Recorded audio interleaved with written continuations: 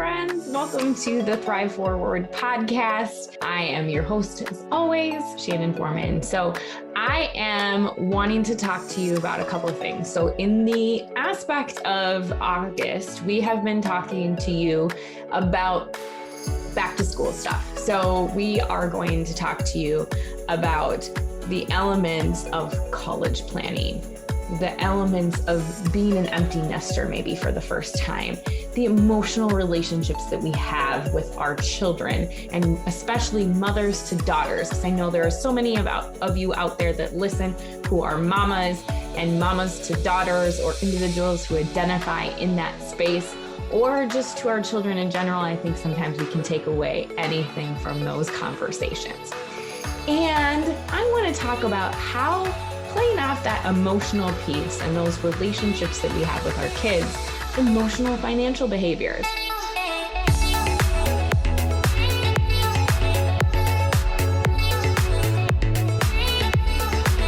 So I want you to think for a second. When you think about money and your journey with money, what were the aspects that you learned growing up? I find so often, even in same households with siblings, my clients, their kids who I meet with, they have differing opinions or experiences when it comes to money. So for instance, you may have son, daughter, or two daughters for that matter. I have varying varieties of examples that I could give to you, but their understanding of their financial behaviors and things that they learn might be very different. I like to talk about that emotional relationship for women with money, especially depending on how you were taught from your parents, from generation to generation as well. I know some conversations with baby boomers I've had, their relationship with money was told to go marry a rich man. That was like the advice that their parents gave them when it came to finances. Not like, what should you have in savings? When should you start investing? How to buy a house? How to use credit responsibly? What does transitioning wealth mean? How do you invest responsibly? What does charitably donating look like? What is tax planning? What should you do for estate planning? What are the important documents you should have? Oh, by the way, what do you need for life insurance? You know, all of these spinning topics that end up happening for us as adults.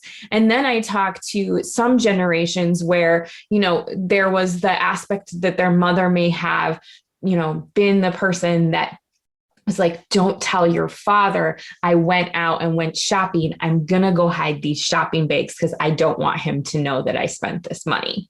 Or maybe you had a mom like mine who grew up in a household where money was something that was a constant rotation. We didn't have enough of it. She was constantly working. There was this more scarcity mentality of how do we have money and keep it? How do we grow it? What does it look like? We never talked about those things because it was more of the element of, do we have enough to put food on the table? Do we have enough of X, Y, Z? Can I send you to this? Can I make tuition payments for you? Whatever it might be. I mean, mom worked really, really hard.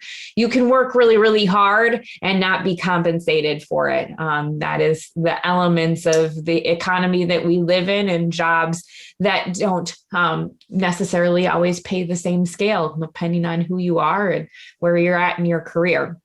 That being said, some of these things pass on to us, and we take those things in. No matter how hard we might try, I think that we need to understand the behavioral things that we learn from our experiences and our environments. Maybe some of that was never even spoken to you, right? Maybe those were behaviors that you watched. Maybe your mom never even said to you, don't tell your dad about these bags, but instead you saw your mom piling stuff under. Maybe you were in that household where it was, there was never enough. We don't have the money to be able to share with you, and come to find out there was money along, there's just this fear mentality. I think of individuals who are Depression era growing up. My grandfather was a great example of that. He was one that he ended up saving everything. And I had a lot of clients in my previous life where that ended up being the case. Like it was saving under the bed, in a coffee can, in a savings account, like all of these elements, but scarcity and kind of, I call it squirreling away money because we didn't want it to go away. We had a fear of it leaving because very real things happened in our lives.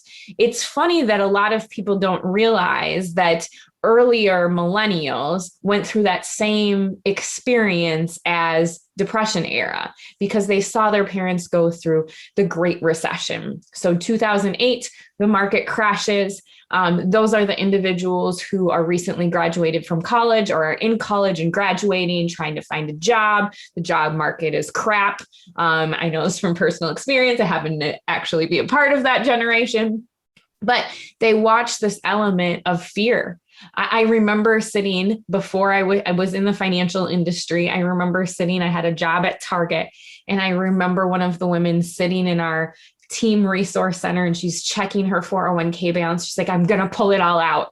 And me, having gone to school for financial planning, I'm like, don't do that. Don't do it. And she's like, I'm so scared. I'm so scared. I'm going to lose all my retirement and I'm supposed to retire like in the next year. I can't lose all of this money, right? So watching those behaviors, some of our early on millennials had that same mentality of financial scarcity or needing to have some. Millennials, I think, get a bad rap sometimes for spending too much money. I think everybody in every generation, there are a little bit of those. So we can't just categorize one generation as something versus the other. No matter what generation you are, there's going to be savers, there's going to be spenders. It's more about the behaviors and the stories that we learned from our experiences with our family and our communities that we were a part of, what communities were giving us those levels of education. And so I wanted to be able to give you a few questions to kind of ask yourself. That first question being, again, what did you learn from the people in your life?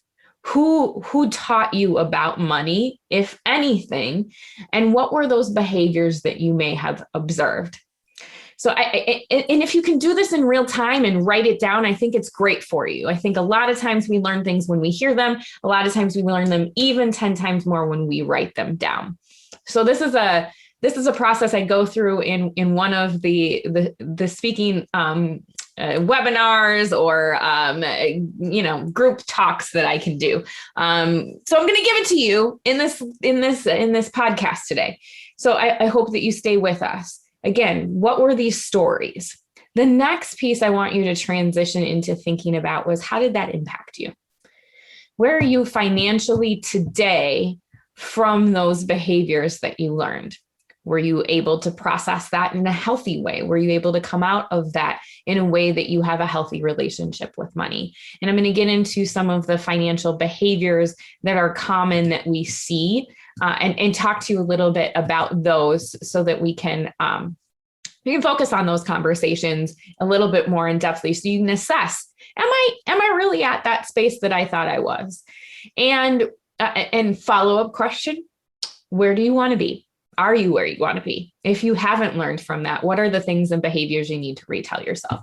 So for instance, I'm going to use personal example. I shared with you, my mom worked really, really hard. And I love my parents, and the financial aspect of things was not their forte. I did not learn a lot of things about money from my home life. I learned them by going to school. I learned them from my jobs and the environments that I put myself in. And that being said, I did have a scarcity mentality. And because of that, I also thought I was not worthy of money. So I hear this very often too from individuals is I grew up in an element where I didn't have a lot. And now I have a successful life and I'm living in this space, but I don't understand how my money works or what I should be doing with it because Maybe I'm in a creative space. Maybe I work in HR. Maybe I'm a sales executive. Heck, maybe I work in the financial industry, but not in the personal financial industry. Maybe I am a commercial banker and I don't know what I don't know about personal finance because I'm looking at spreadsheets all day in a different perspective. Maybe I work in entertainment and maybe I work in sports and I'm starting to get these big paychecks and I don't know how to handle them. And I'm seeing everybody else around me and I'm seeing all these other life experiences. And maybe I should be doing that too. And maybe I should be following what this person says or what that person says. And it is like a conglomerate of who knows what and how to go. Where do you want to go? And sometimes then we fall into what is one financial behavior that we'll talk about, but herd behavior. So we follow everyone else. Sometimes when we don't have those strong rooted values of what is important to us and transitioning those behaviors that we learned into healthy behaviors that help us create wealth. I see this all the time, especially living on the internet and in social media. You see like hashtags, wealth, hashtags wealth transfer, hashtags, I'm, rich, whatever. You see all of these things that get absorbed in our lives, but I want you to pause for a second. Like those questions that I asked you about your behavioral financial experience, pause for a second and say, separate from everything else out there, what is it that I desire to have? What is the life I desire to have? And if you have a partner or a family, what is it that you want to be able to experience with them? Not what so-and-so is doing or what is happening on the internet, but what is it that you want to do? Then look back. Do I have the appropriate behaviors to get myself to that space? You see, if we are spenders, we might not have the ability to be able to save to the place that we want to get to. And that can be really debilitating because we aren't going to be able to get to that retirement. I hate to say this. Actually, I don't hate to say it. Let me be very frank and honest. No one else is going to save for your retirement besides you. Let me say that again. No one else is going to save for your retirement besides you. So what you are doing now with your money, and I'm all about lived experiences and having fun in the moment. And I have watched many a loved one pass away in my life and friends' lives and clients that I've seen that we hoard money in, but there is a good balance of saving too much and then spending too much too. So how do you have that healthy boundary? And commonly the answer that I'm going to give you is financial planning, is being able to build that basis of cash flow, knowing what you need from an income standpoint, knowing what you're spending and not getting caught in situations where you're spending more than you're bringing in. And that can be a spending mentality, and that can be a behavior that we inherited or watched. And maybe we just never were told, how do we save your money? I don't know about you, but I get this a lot. I wasn't taught this. How come nobody taught me this? What do I need to be able to do to get to X, Y, Z, right? Well, friends, the first thing that you need to do before you get to strategy, and I see this all the time. It's like people come to me and they're like, how do I invest this money? Well, I need to understand your behaviors before we start to talk about how do you invest. And a lot of times people are like, well, I don't need any of that touchy-feely stuff. I just want you to make me rich. Well, how do I know you're going to keep it? How do I know that you're going to take my advice? Or are you going to turn around and do something else that might be detrimental to your financial space or might not achieve the things that you want to do? See, it's that old age saying of you can lead a horse to water, but you can't make them drink. So if we don't deal with the behavioral stuff first and understand what behaviors we might have from a financial experience standpoint, the strategy that we want to put in play won't work because fear gets in our way. Worry gets in our way. life transitions, relationships, flashy, shiny things get in our way. And I don't want to simplify the elements of how do you create generational wealth, because there's so many different ways that you can do that. And I know that's a hot topic right now. However, saving and spending are going to be the biggest ways to get yourself there. How are you saving and how are you spending? So thinking about that and how you've learned those behaviors. So sit back and reflect. I actually am asking you, like, take out a piece of paper, open a note on your iPhone, open a document on your desktop, and think about that. What are the ways that I make financial decisions based on what my experiences are? Am I in a place where I am making healthy decisions? If not, what do I want to be able to change, and what support systems do I have in place and accountability in order to do that? We are human. Let me just tell you, if you're going to lose weight and if you are going to exercise, or you're training for a marathon, or you're training for some sort of elite type of performance activity, are you going to hire a coach to do that?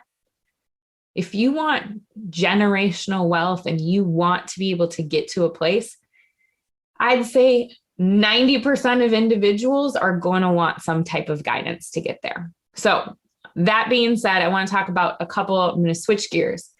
Those are the questions I want you to ask yourself. And then we're going to talk about a couple of very common financial behaviors, and then where do you fit in from those financial behaviors. So let's talk about some of the kind of key behavioral financial categories, if you must, that some individuals like yourself can find yourself falling into. So I talk about these as behaviors that we may have learned, or behaviors that we may have adapted or created for ourselves. So these can transcend lots of different generations and people to come. See, I've got all of my tools and resources all over the place. Now, that being said, this is a lot of combined research that I have gone and looked through, and behaviors that I've seen from clients, and just in general, what I know from a financial psychology standpoint. That being said, we featured my dear friend, Dr. Alex, in April on the podcast, and we talked about some of these things. So I'm going to bring it back kind of full circle. So you've got individuals who are family-centered, independent, delegator, incognito, the competitor, the prestigious individual, the acquisitioner. I think that's the risk taker, and the trendsetter. So we're going to talk a little bit about all of these different behaviors, and you may find that you might be one or two of them. It's kind of like a personality test for finances, right? Maybe at some point in time, I'll create something like that. But really, I think it's, instead of just having a test tell you what you are, it's identifying for yourself and thinking really hard and being not critical of yourself, but thinking critically. There's a difference. There should not be shame behind any of your financial behaviors. This is a place where you are right now. Doesn't mean that you can't change and adapt new behaviors to make yourself be the person that you want to be. Maybe you want to be a better saver instead of a spender. Anywho, so individuals, let's talk about the first one. Individuals who are family-centered are usually the ones that strive to make any financial decision in the root caring and causing for their family. So that means they want to be able to provide for the individuals around them now and in the future. Some of those things for a family-centered individual can be somebody that saves, and never enjoys things for themselves. Or someone on the flip side who could be someone who says to themselves, you know what, I have to give all of this to everyone else, so I don't deserve to be able to have this. Or when I was growing up, my family didn't have this, so I want to make sure my kids have this, so I'm going to sacrifice this for myself right now. And so you're making all of those decisions for everyone else in your life. And you can see that there are places that can be healthy for that, and places that can be a hindrance, right? Or something that might be an unhealthy type of behavior, because you still do deserve things in life. You don't always have to sacrifice for everyone else around you. Then those financial independent individuals. You see, they see their financial picture as they can be the only one that can control anything, and will not accept advice or instruction from others. They got it all. They know it all. They can do it all, and they don't seek advice. I think we can all see what problem might occur there. I'm not saying that you always have to, delegate your financial picture to somebody else, but we can all learn from each other. And if we close off ourselves from anyone else that can help us, maybe we don't learn something new that could benefit us in the future. That also can inhibit a partner. Maybe your partner isn't that great at controlling or delegating or taking on that responsibility themselves. In fact, they would prefer to delegate that.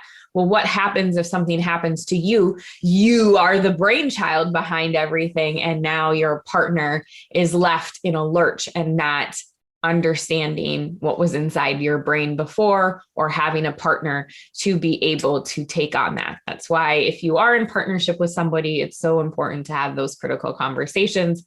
And we will talk about that and have talked about that in other podcasts, but we will continue to talk about how do you have some of those tough conversations when you're in relationship with someone else. That being said, I do think that a lot of my job ends up being, how do you bring those two financial behaviors together? Because neither you or your partner are always the same. Then you have somebody that might be the opposite of the independent individual. They might over delegate, right? They might be the person that is pushing off all the responsibility to someone else and relying on everyone else to make a decision for them in regards to their financial picture. They are kind of like, I don't care, Shannon, you do it. That's what I hired you to do. I don't care about anything. Well, what happens if something happens to me? You need to understand your financial picture as well. And there is nothing more empowering than truly understanding. It doesn't mean that you have to be the doer, right? Understanding how things are done, but executing the actual doing of it can be delegated to somebody else. But don't get lost in the delegation so much so that you don't take ownership or responsibility, because you can also be taken advantage of. This is someone who maybe trusted a financial advisor and took their advice, and whatever product that they put them in wasn't specifically where they should have been, and it wasn't the best space for them. So there, again, that independent and delegator, there's a happy medium of being able to learn and understand, and seek advice from other individuals without putting it all onto somebody else. So then there's the individual that is like wanting to be incognito, right? This individual is someone who's like, privacy is so important to me. I don't want other people to know about my financial picture. In fact, I don't even want my partner to know about my financial picture. I don't want my family to know about my financial picture. I'm just going to pretend like my finances are here, and I'm going to bury it so that I don't have to discuss it at all. And I, maybe I have one trusted person that I talk to about it, but I don't talk to anybody else. And privacy is very important.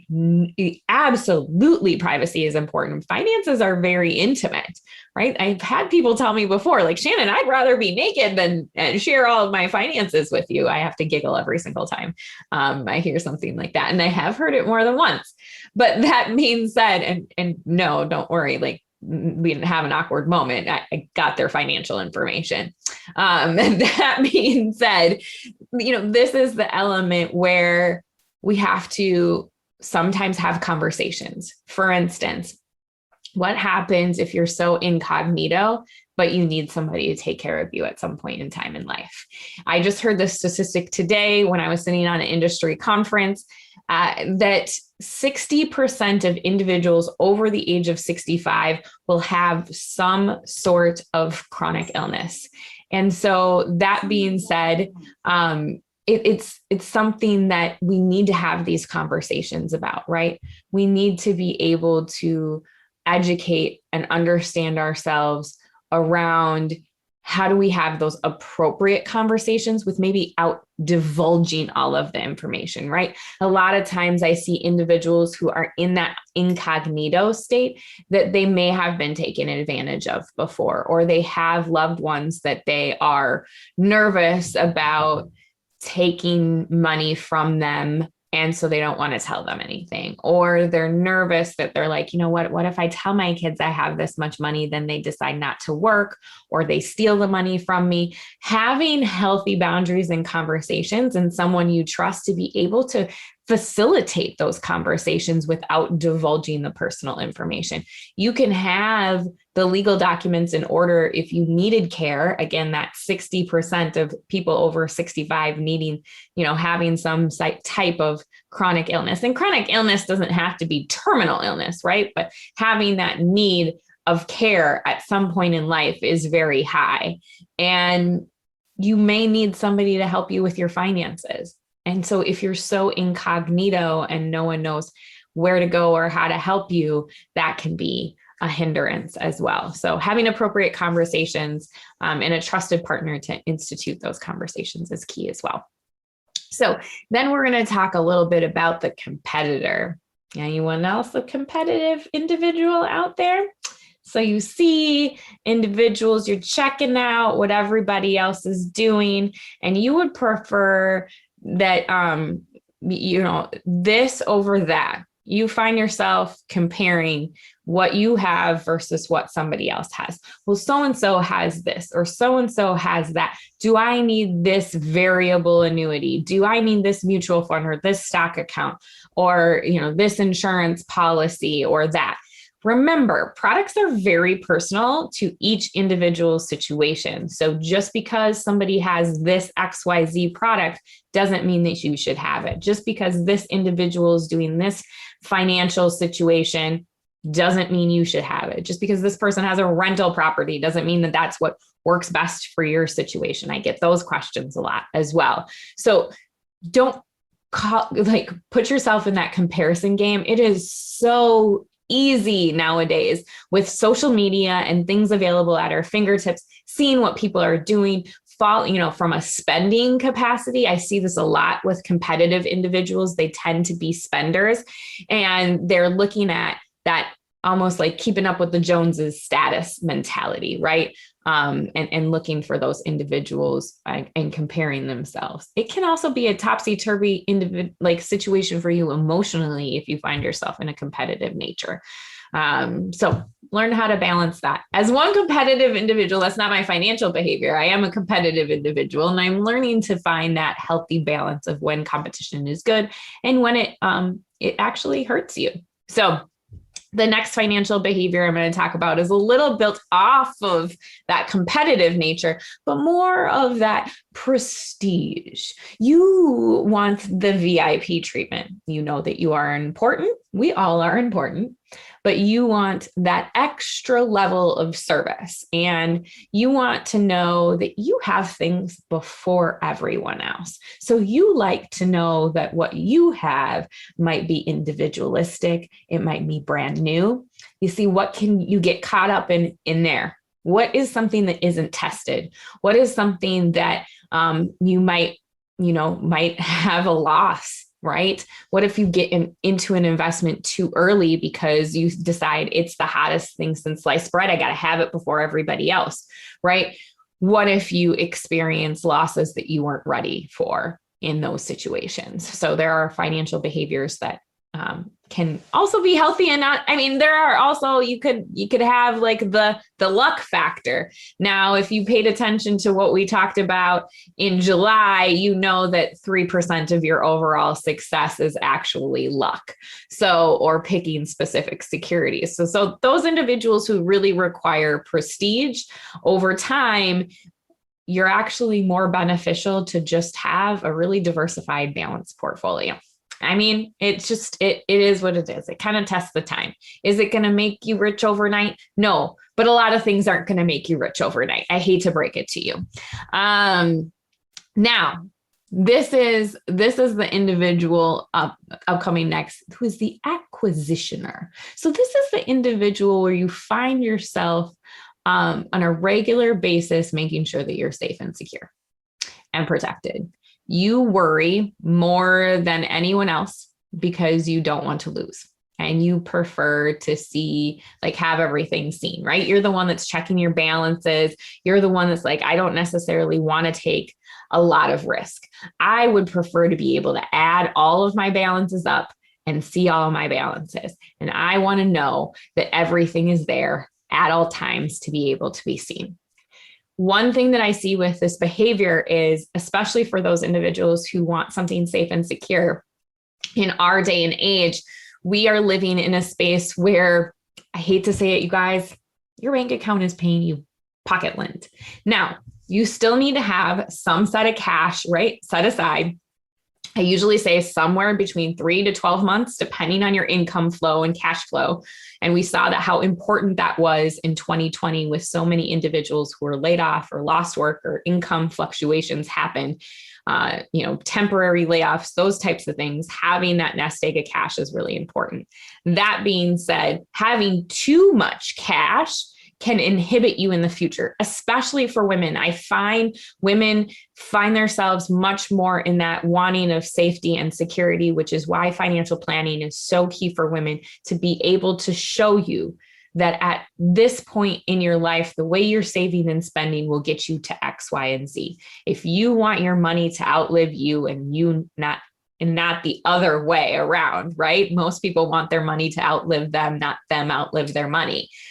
That means, and maybe it's even you rubbing your last two nickels together. That's what financial planning will tell you and show you. It's that picture of, here are the things that you need to do to get to that place. And by the way, if you take this level of risk, remember there are different levels of risk. You don't have to go in like all in, dunking yourself into the risk pool. You can, put your big toe in, or maybe your whole right foot.